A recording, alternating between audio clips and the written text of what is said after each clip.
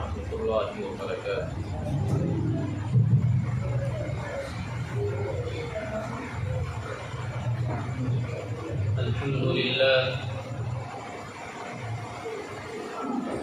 الحمد لله نحمده ونستعينه ونستغفره ونؤمن به ونتوكل عليه ونعوذ بالله من شرور أنفسنا ومن سيئات أعمالنا من يهده الله فلا مضل له ومن يضلله فلا هادي له ونشهد أن لا إله إلا الله وحده لا شريك له ونشهد أن سيدنا وسندنا ونبينا ومولانا محمدا عبده ورسوله أما بعد قال الله تبارك وتعالى في القرآن المجيد أعوذ بالله من الشيطان الرجيم بسم الله الرحمن الرحيم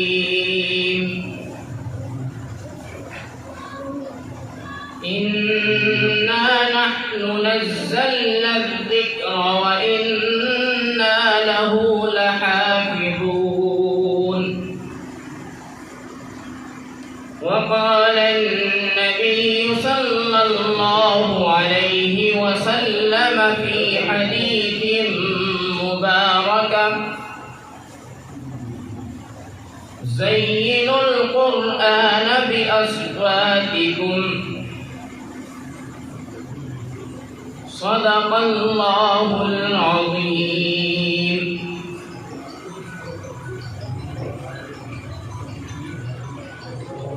محترم حضرات، معزز سامعین کرام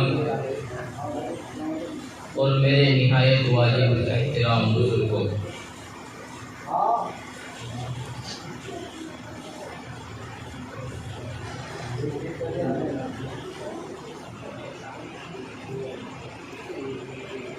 بڑی خوشی کی بات ہے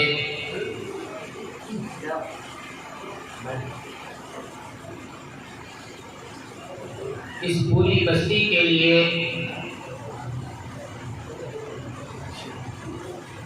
اس بستی کے اندر اللہ رب العزت کے فضل و کرم سے ایک حافظ قرآن کا اور اضافہ ہوا. میرے عزیزوں،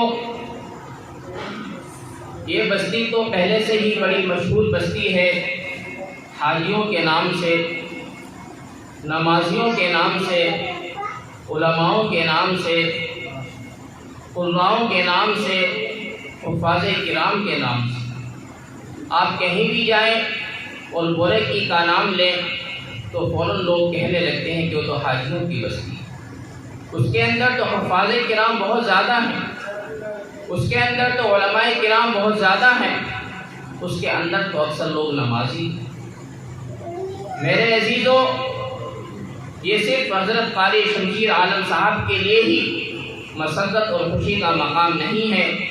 بلکہ ان سے زیادہ اس پوری بستی والوں کے لیے خوشی اور مسرت کا مقام ہے کہ اللہ رب العزت نے اس بستی کے اندر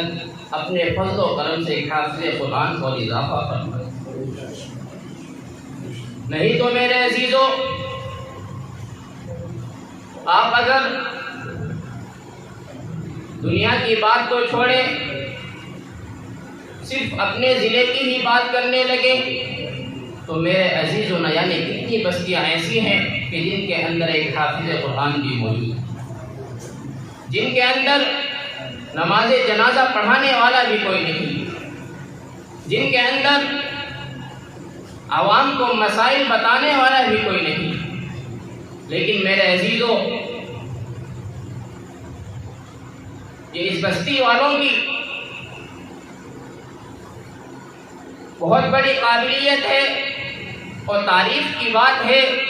کہ انہوں نے اپنے بچوں کو علم دین سیکھنے اور سکھانے کے اندر لگایا ہوا ہے، اور ہر طریقے سے اپنے بچوں کو علم دین سکھانے اور سیکھنے کے لیے ہماتن جدوجہد میں لگے رہتے ہیں۔ اس لیے میں قاری شمشیر عالم صاحب کے ساتھ ساتھ اس پوری بستی کو مبارکباد پیش کرتا ہوں کہ اللہ تبارک و تعالیٰ اس پوری بستی کی حفاظت فرمائے، اور اللہ تبارک و تعالیٰ اس پوری بستی کے ساتھ ساتھ پورے عالم کے اندر علم دین کے سیکھنے سکھانے والے اور عالم بعمل پیدا فرمائے۔ میرے عزیزو، مجھے صرف مختصر سی بات کہنی ہے۔ میرے بڑے بڑے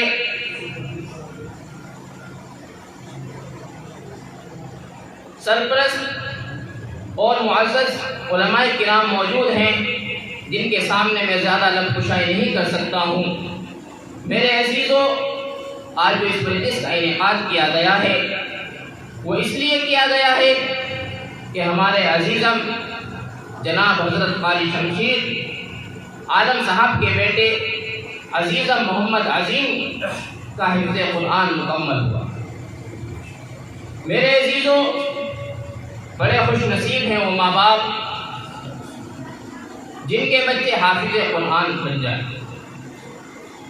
میرے عزیزو، بڑی سعادت کی بات ہے۔ آج کل میرے عزیزو دیکھنے میں آ رہا ہے کہ ہمارے گھروں کے اندر شادیاں ہوتی ہیں، ہم شادیاں تو سبھی بچوں اور بچیوں کی کرتے ہیں، ان کے اندر دل کھول کر خرچ کرتے ہیں، خوب پیسے کو پانی کی طرح بہاتے ہیں، لیکن اگر ہمارا کوئی ایک بچہ حافظ قرآن بنتا ہے جو ہمارے لیے بڑی سعادت کا باعث ہوتا ہے اور آخرت کی نجات کا ذریعہ ہوتا ہے، میرے عزیزو ہم اس کے اندر آ کر بالکل لاپرواہی کرتے ہیں اور اپنے آپ کو بالکل زمین کے نیچے دھسا کر اپنے آپ کو کنجوس اور بخیل بنا کر پیش کرتے ہیں، اور علماء کی شان میں، علماء کی خدمت میں کچھ خرچ کرنے کو تیار نہیں ہوتے۔ ایک تو میرے عزیزو اس چیز کا خیال رکھا جائے کہ علماء کی قدر کی جائے۔ میرے عزیزو، جب تک علماء کی قدر نہیں ہوگی تب تک تمہاری زندگی نہیں سنورے گی، تب تک تمہارا تعلق اللہ رب العزت کی ذات سے مضبوط نہیں ہوگا۔ اگر تم یہ چاہتے ہو کہ ہماری دنیا بھی سنورے اور آخرت بھی سنورے، ہمیں چاہیے کہ ہم علماء کا دامن مضبوطی کے ساتھ تھام کر پکڑیں، ہم علماء کی قدر کرنے والے بن جائیں، ہم علماء کے اوپر جان نثار کرنے والے بن جائیں، ہم علماء کے پیٹ کی دھول اپنے آپ کو سمجھنے لگے، کیونکہ میرے عزیزو ایک عالم کا مقام بہت اونچا ہوتا ہے، ایک حافظ قرآن کا مقام بہت اونچا ہوتا ہے، ایک قاری قرآن کا مقام بہت اونچا ہوتا ہے۔ اگر ہم کسی عالم کے پیر کی مٹی سمجھ کر بھی اس کا دامن ہم پکڑے رہیں اور اس کے بتائے ہوئے طریقوں پر چلنے لگیں تو میرے عزیزو آپ گارنٹی کے ساتھ لکھ کر رکھ لیں کہ اس عالم کا دامن تھامنا، اس عالم کی خدمت کرنا آپ کے لیے یقیناً نجات کا ذریعہ ہے۔ میرے عزیزو، آج یہ محفل سجائی گئی ہے حفظ قرآن کی تکمیل کے موقع پر۔ میرے عزیزو، قرآن کریم کوئی عام کتاب نہیں، قرآن کریم کوئی چھوٹی موٹی کتاب نہیں ہے۔ میرے عزیزو، قرآن کریم وہ کتاب ہے کہ جس کے بارے میں اللہ تبارک و تعالیٰ نے خود فرمایا ہے اِنَّا نَحْنُ نَزَّلْنَا الذِّكْرَ وَإِنَّا لَهُ لَحَافِظُونَ، کہ ہم ہی نے قرآن کریم کو آسمان سے اتارا ہے اور ہم ہی اس کی حفاظت کرنے والے ہیں۔ میرے عزیزو، قرآن کریم ہی صرف آسمانی کتاب نہیں ہے، بلکہ قرآن کریم کے ساتھ ساتھ توریت، زبور، انجیل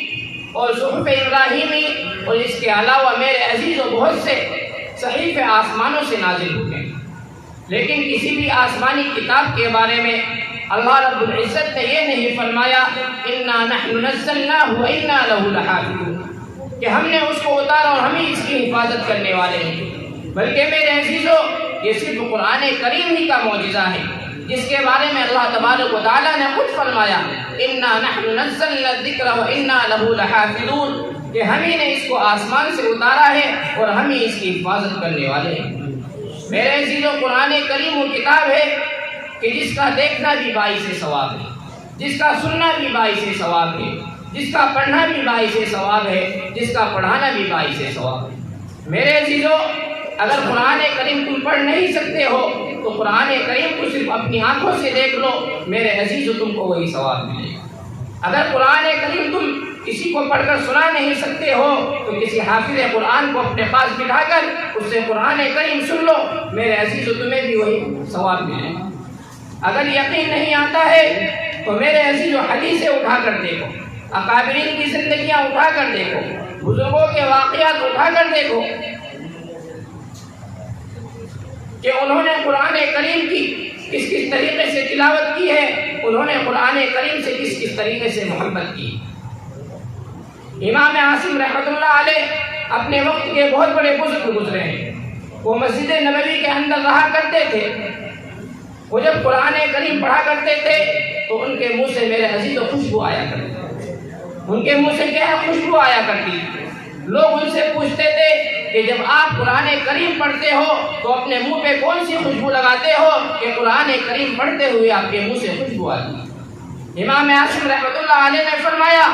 کہ میرے بھائیوں، میں کوئی خوشبو نہیں لگاتا، آج تک میں نے کبھی کوئی عطر نہیں لگایا ہے۔ لوگوں نے کہا نہیں کہ کوئی نہ کوئی بات تو ضرور ہے کہ جب بھی آپ قرآن کریم کی تلاوت کرتے ہیں آپ کے منہ سے مشک اور عنبر سے زیادہ خوشبو آتی ہے۔ امام عاصم رحمۃ اللہ علیہ نے کیا فرمایا؟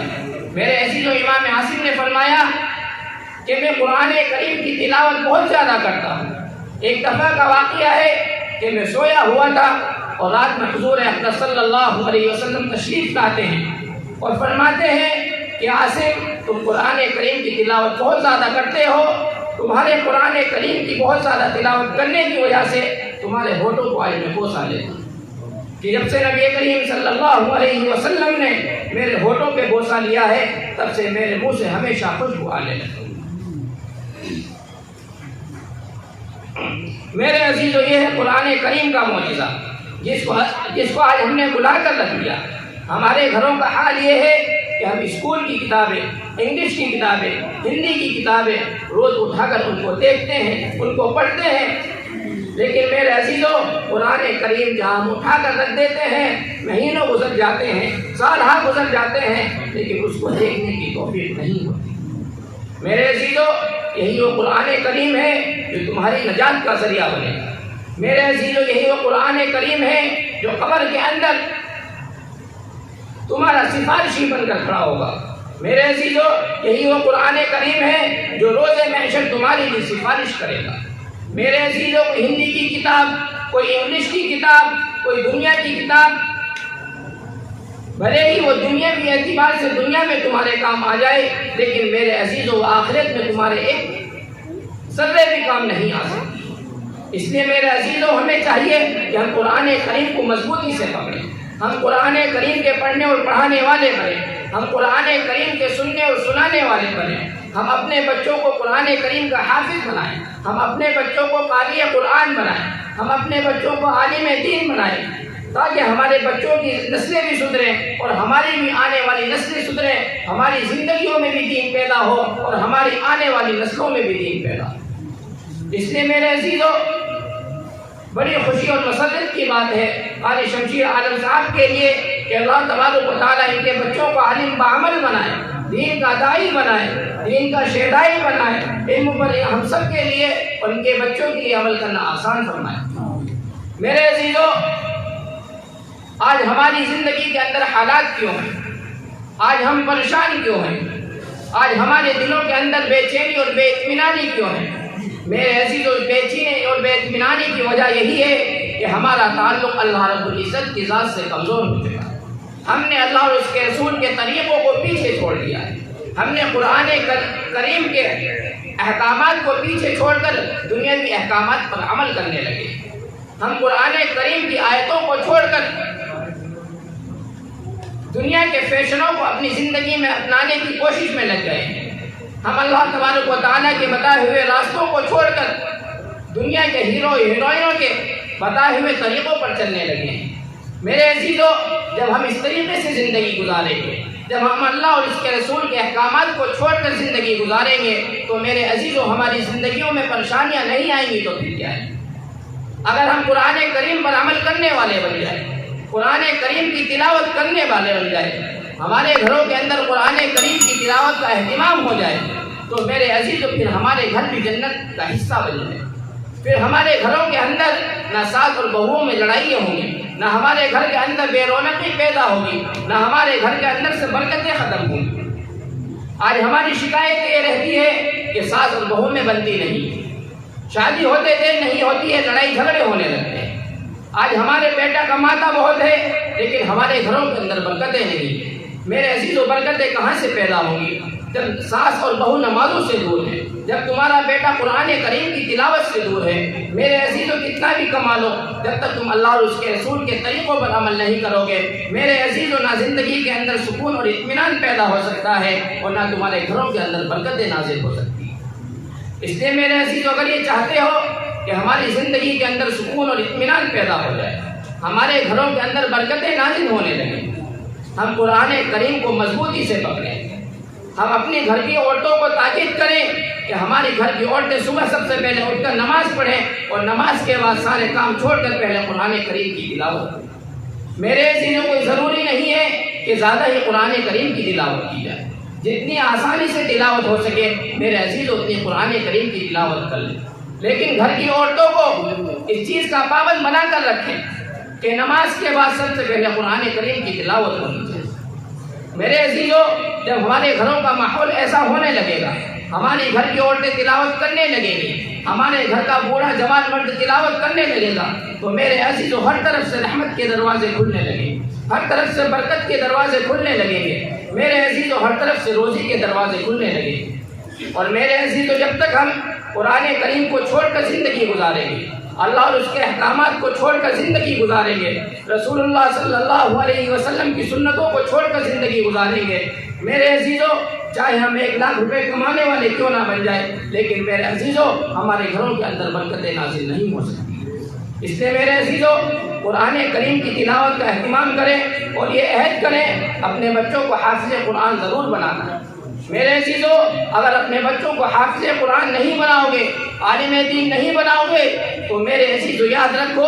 پتہ نہیں ہے تمہارے مرنے کے بعد تمہاری نماز جنازہ بھی پڑھیں گے یا نہیں پڑھیں گے۔ یاد رکھو، تمہارے مرنے کے بعد تمہاری قبر پہ آ کے سورہ فاتحہ بھی پڑھ کے جائیں گے یا نہیں جائیں گے۔ نہ جانے کتنی مثالیں ایسی ہیں کہ بچہ سعودی سے آتا ہے، بچہ بمبئی سے آتا ہے، بچہ کشمیر سے آتا ہے، باپ کا جنازہ تیار رہتا ہے، کہتے ہیں کہ فلاں سامنے کون کھڑا ہے، وہ نماز جنازہ پڑھنے کے لیے کیوں نہیں آ رہے؟ بتاتے ہیں کہ میت کا بیٹا ہے، بمبئی سے آیا ہے،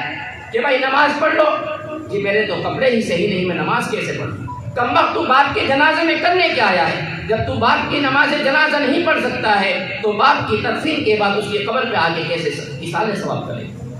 اس لیے میرے عزیزو کم سے کم اس نیت سے اپنے بچوں کو حافظ قرآن بناؤ کہ کم سے کم ہمارے مرنے کے بعد ہماری قبر پہ آگے ایصال ثواب تو کر دیا کریں گے، ہمارے مرنے کے بعد کم سے کم قرآن کریم کا چھوٹا بڑا حصہ پڑھ کے ہمیں ثواب تو پہنچا دیا کریں گے۔ نہیں تو میرے عزیزو یاد رکھو، تم اپنی زندگی کے قیمتی ایام ان بچوں کی خاطر قربان کر کے چلے جاؤ گے، اور جب تمہیں سب سے زیادہ ضرورت اپنے بچوں کی ہوگی، ان سے ثواب کی ہوگی، تو میرے عزیزو تمہاری قبر پہ آگے تو کیا کچھ پڑھیں گے، تمہاری قبر کو آگے جھانکیں گے بھی نہیں، اور 2 4 5 مہینے کے بعد تمہاری قبر کا نام و نشان مٹ کر رہے۔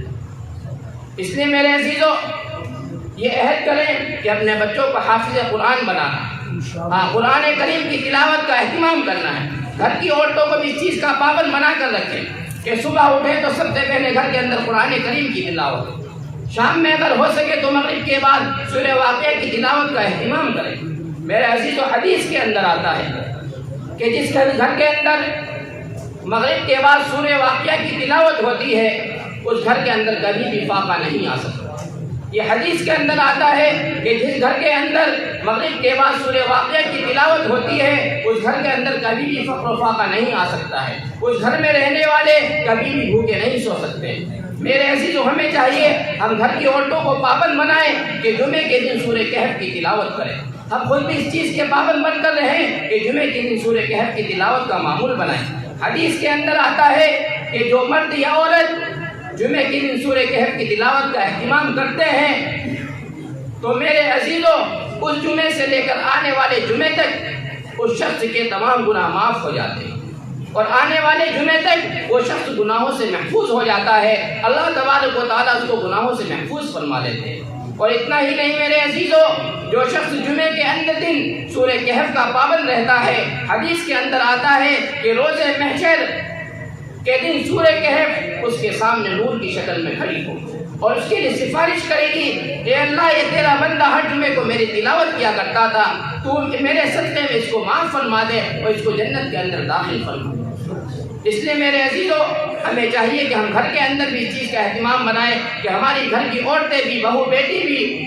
قرآن کریم کی تلاوت کا اہتمام کریں، اور ہم بھی اس چیز کا اہتمام بنائیں کہ زیادہ سے زیادہ قرآن کریم کی تلاوت کریں اور اپنے بچوں کو حافظ قرآن بنانے کی کوشش کریں کہ ہمارے بچے کم سے کم حافظ قرآن ضرور ہیں۔ اللہ تبارک و تعالیٰ کہنے سننے سے عمل کی توفیق عطا فرمائے۔ وآخر دعوانا الحمد للہ رب العالمین۔